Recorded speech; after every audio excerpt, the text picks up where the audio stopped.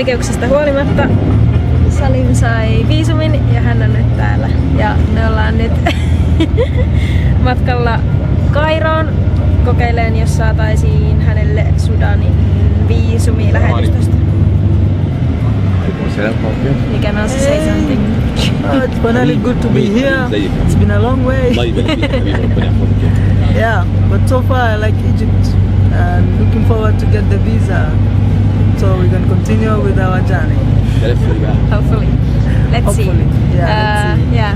Mika has stayed in Alexandria. He was not feeling very well this morning, so Yeah, some stomach problems, but let's see. yeah. We will get better. And probably we have the car tomorrow. So we can start. Tuesday. Tuesday. Yeah. So probably we have the car by Tuesday and then we start moving.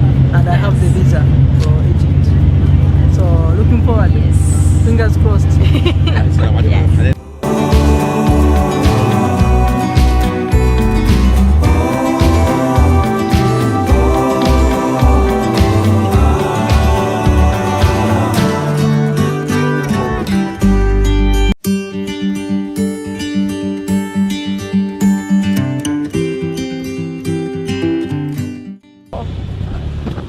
Meillä on tässä nyt 5. taksikuski menossa, koska näähän ei halua meidän kanssa tehdä töitä, koska me puhutaan englantia ja he eivät ymmärrä mitä me halutaan.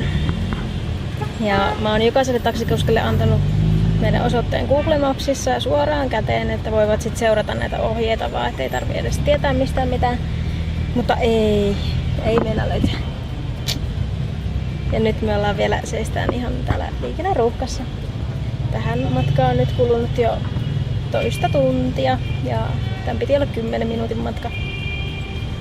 Mutta ei tässä muuten, mutta se lähetystö vaan menee kiinni tuossa jonkun ajan päästä ja siellä olisi pitänyt olla hyvissä ajoin, mutta kahtellaan.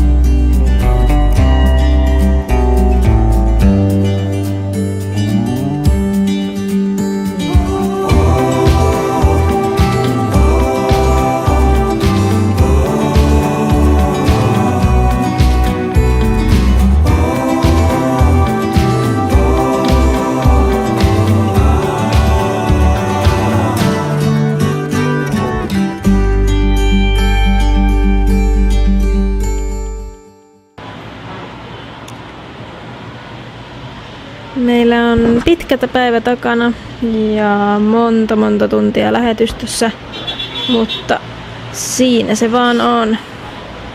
Nyt on Sudaniin Salimilla viisumi.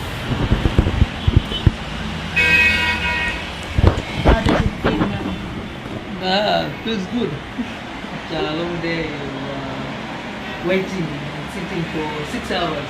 The Sudan embassy. So many people, but finally got it.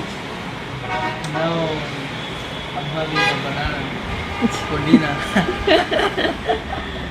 Yeah. So finally